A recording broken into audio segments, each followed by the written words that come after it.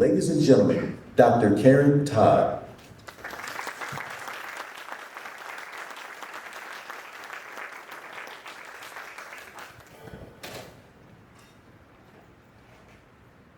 I have been accused of not having emotions.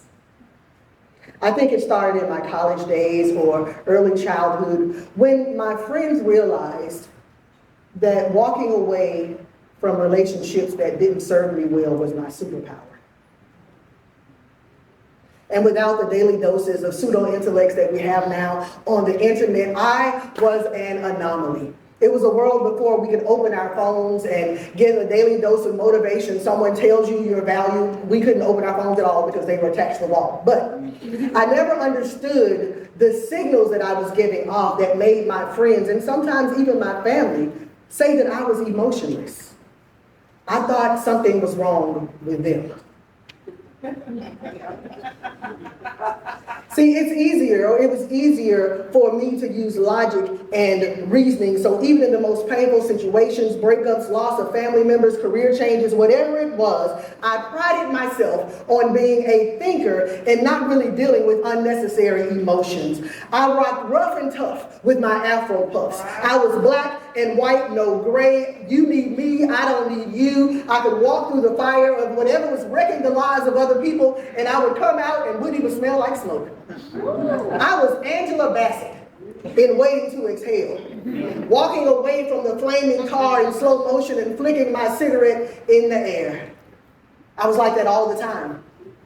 All the time. And I had a 24-inch waistline. So if you read my title, let me explain. Just the last part. I'll explain that. But I had a speaking engagement earlier this year. And I was still working on it the night before, so I decided what I would wear in my head, and I kept working on my speech. So the next day, I got up, it was time to go. I put on my outfit, and it did not fit. So I said, Karren, it's okay. Just change the blouse. I changed the blouse. The outfit still didn't fit. Karren, not a problem. You see, I talk to myself to stay sane, not because I'm insane. Karren, calm down.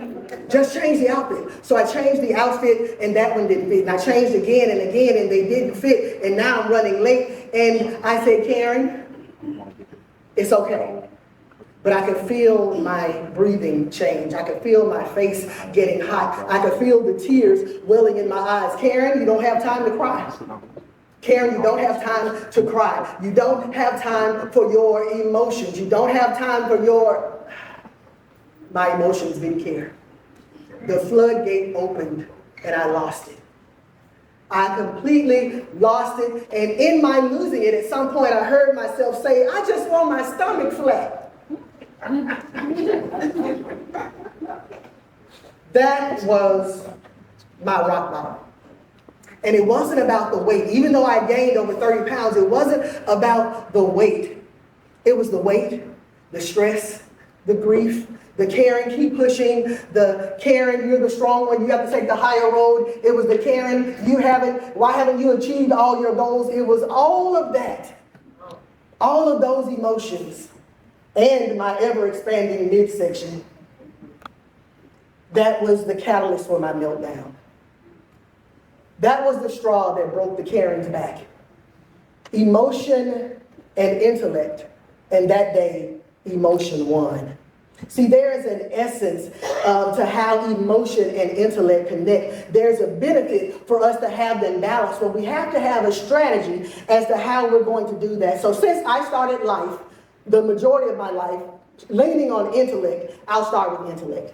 So intellect is the ability to learn and reason, the capacity for knowledge and understanding. So living as a highly melanated woman comes with conditioning that other race-gender combinations don't have to experience. Being black and woman carries a different type of baggage than being black and male or being white and a woman. See, I am supposed to push through everything. I have to push through everything. And we're taught this even as children through adultification, that it affects our emotion and our intellect. You've got to push through. You don't have time to be scared. You don't have time to fear. And then we have to remember that our passion is seen as anger, and all the other, our passion is seen as anger. And then we don't have the tools or the time to manage our emotions properly. From the outside, our emotions are misinterpreted. So we decide to keep our emotions on the inside because the outside doesn't know what to do with them. So now I have to use my reasoning and my understanding of the outside to make the decision to bring my emotions on the inside and suppress them and keep them, smother them.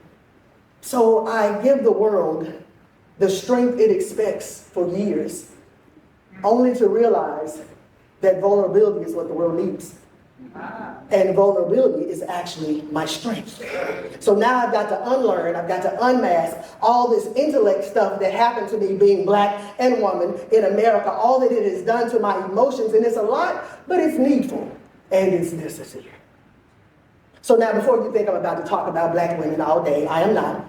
That is my experience.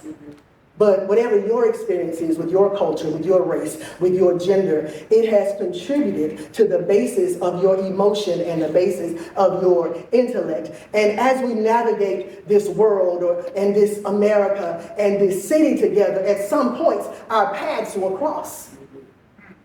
And we have to have an understanding of emotion and intellect, or we will have a misunderstanding.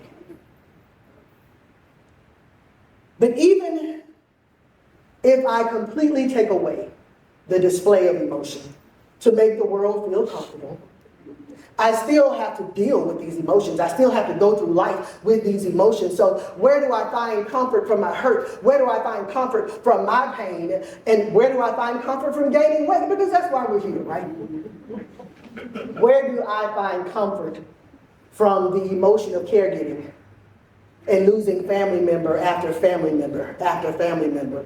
And then laying beside that the intellect of being the best version of myself and trying to teach other people how to be the best version of themselves. And then the pressures of social media and the requirements of the society and all these things. And I'm weighing all this out. And you don't think I'm going to eat the extra piece of cake at midnight?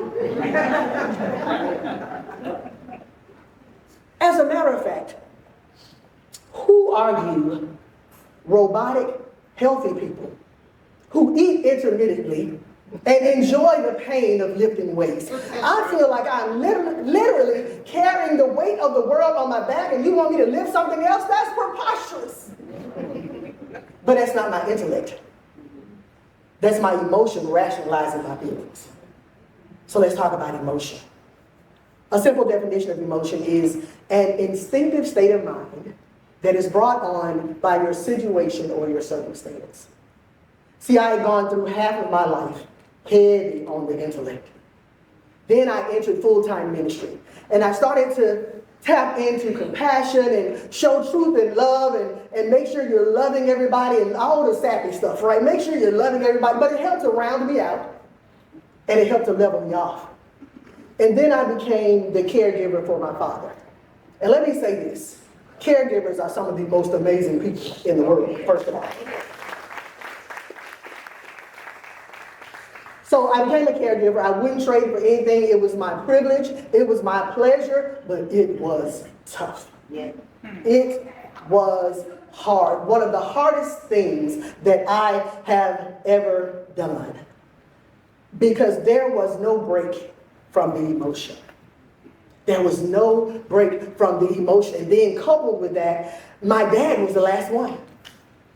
From my family of origin, the people who I grew up in the house with, my dad was the last one. I'd already lost my mom, my older brother, my older sister, my younger brother, which was devastating. My dad was the last one. So my intellect was present, but my emotions were winning, and I deserved another plate of spaghetti. Every day I'm dealing with these emotions, but I'm still having to use my intellect in the real world and do all the things I'm supposed to do. So this led me to dig deeper into emotion and intellect. I have a certification in emotional intelligence, but that piece of paper that's on the wall that was blessing all the people was not a blessing to me. So I had to become my own case study. So I studied my intellect over emotion days. I studied the days of my grief and how initially I managed through it, but then it kept getting harder and harder to manage through it. It seemed like the more grief and trauma I experienced, the more my emotions increased. My intellect was present, but I was trying to be present in my emotions, because that's what the therapist said. Be present in your emotions. Feel what you feel. But it was throwing my balance off, so I was always fighting for my normal. And my normal was to be able to move my emotions out of the way and keep moving forward, but I couldn't move forward. I was stuck in my feelings. I couldn't move forward. I was always feeling, and the only thing that felt normal was eating. Did I mention I was a vegetarian? Listen, I slowly became the fluffiest vegetarian that I had ever seen in my life. Now my intellect kept jumping in, trying to level things off, and my emotion was like, hey, don't worry about it. You deserve 3 more breadsticks from Olive Garden. But in my case study, I found out something. Because as I was studying, I kept seeing things, master your emotions, and all these types of things. But what I found out was that you cannot master your emotions, but you can manage your emotions. You cannot suppress them, you can stabilize them. You shouldn't reject them, but you can regulate them. So emotional regulation is the thing that helped to save my life. I needed to turn my intellect into action. I had to do what I knew. See, it's easy to tell other people what to do because I have no responsibility in the action of it. So I had to do what I knew. So how could I find balance with emotion and intellect during one of the most traumatic times of my life? I needed small wins. Small wins. So I reached in my coaching bag and I pulled out some of the exercises that I would do with people to help them. So one of the ones that I pulled out is called Eat the Elephant. And if anybody cracks the joke that I already look like I ate the elephant, that's low-hanging fruit and it's not funny. So, eat the elephant. That's a method where you take overwhelming tasks and you do a brain dump. So I literally give them a sheet of paper that has an elephant on it, right? And you just brain dump and you put all the things on the paper. And what that does is it allows you to see things and you can finish everything instead of hit that multitasking thing that people taught us that really doesn't work well for us, where you're giving everything 50% and nothing 100%. So it allowed me to be able to do one thing at a time, because how do you eat an elephant? One bite at a time. Very good, you studied. So this gave me small wins. And one of the things that I realized is I was using small wins, but I had to be okay with small wins. Small wins to me still felt like failure because I wanted to fix it and I wanted it to be over. So I had to learn that small wins were really small victories and it was okay to have small wins. So the second exercise I did is called Big Rocks First, where in a workshop I would place a vase and rocks and pebbles, sand, and water, and they have to get everything in this vase. And as people struggle with it, we finally realized that if you put the big rocks in first, pebbles, sand, water, everything fits. So Karren had to remember that and begin to do the big things first.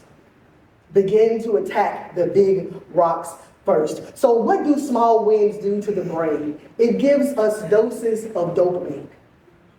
Dopamine acts on different areas of the brain. It gives you feelings of achievement, of satisfaction. It contributes to motivation. It contributes to mood. I needed the dopamine to come from somewhere other than the microwave. I didn't need to suppress my emotions. I needed to manage them. And being somewhat of an intellect, I figured I could outsmart emotion just enough to get me on the right path. And it worked. It worked. So whether you are emotionally out of sync because of grief, or your thing is anxiety that's still hanging around since the pandemic, or if you're always trying to please other people and you're the only one that's not pleased, you need tools to dig yourself out of the hole. You need tools to dig yourself out of that emotional pit. See, you can't always just think your way out. You've got to give your intellect something to work with. Maya Angelou said, I did what I knew how to do. And then when I knew better, I did better. So I've shared some of the ways I got those small wins, and I hope that that is helpful for you. If not, discover ways of your own, but the thing that you cannot do is stay stuck.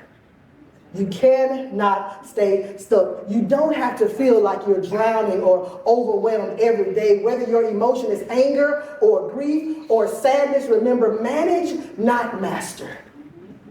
It is in the managing and in the emotional regulation that you can transform your life by the renewing of your mind. You can achieve the goals that you thought you would never achieve, and you can become the you that you deserve.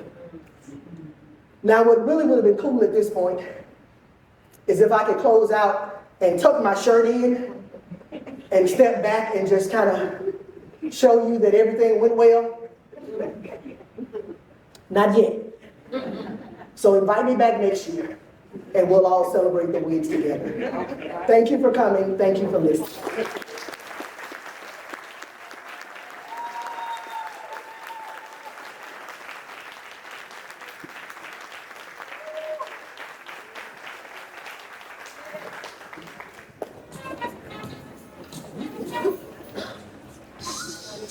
What's